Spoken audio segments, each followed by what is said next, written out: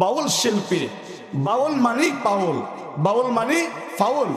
কারণ ওই বাউল শিল্পী তাদের কোনো কোরআনের গান নাই, তাদের কোনো ইসলামের গান নাই, তাদের কোনো আকীদার গান নাই, তাদের কোনো হাদিসের গান নাই, সিয়াসিতের হাদিস সম্পর্কে তাদের কোনো গান নাই।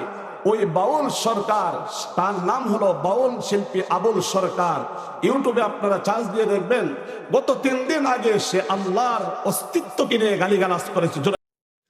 ওই বাউল সরকারকে যখন পুলিশরা গ্রেফতার করেছে, একদল মুমিন হওয়া সত্ত্বেও তারা তার পক্ষে হয়ে মাঠে নেমেছে যে বাউল শিল্পীকে কেন পুলিশ গ্রেফতার করলো।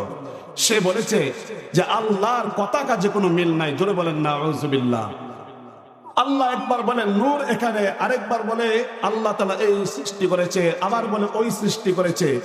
আল্লাহর অস্তিত্ব, আল্লাহর জাতকে নিয়ে যে ওই আবুল সরকার নামে মুনাফিক, সে বাউল শিল্পী পরিচয় দিয়ে এই বাংলার জমিনে থাকতেছে, আমরা তার প্রতিবাদ জানাই, তার নিন্দা জানাই।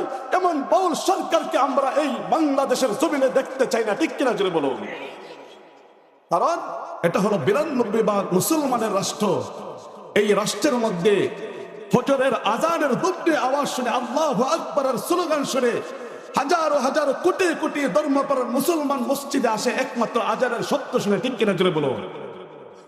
আজ এই 92 ভাগ মুসলমানের দেশে, যেই দেশের মধ্যে সুবহে সাদিক পতিত হয়ে আল্লাহু আকবারের স্লোগান দিয়ে, যেই বাংলাদেশের জমিনের মধ্যে সূর্য উদিত হয়ে আল্লাহু আকবারের স্লোগান দিয়ে, ওই বাংলার জমিনের মধ্যে 92 ভাগ মুসলমানের দেশের মধ্যে একজন বাউল শিল্পী সে কিভাবে দুঃসাহস করে আল্লাহ এবং তার অস্তিত্বকে নিয়ে গালিগালাজ করার জন্য, আমরা মুসলমান হওয়া সত্ত্বে তার এই গালিগালাজ আমরা বরদাস্ত করতে পারি না, ঠিক কিনা জোরে বলো। আমরা প্রতিবাদ জানাই। ওই সমস্ত মুনাফিক নামক মুসলমানদেরকে আমরা নিন্দা জানাই, যারা তার পক্ষে হয়ে মাঠে নেমেছে, তাকে কেন গ্রেফতার করা হলো।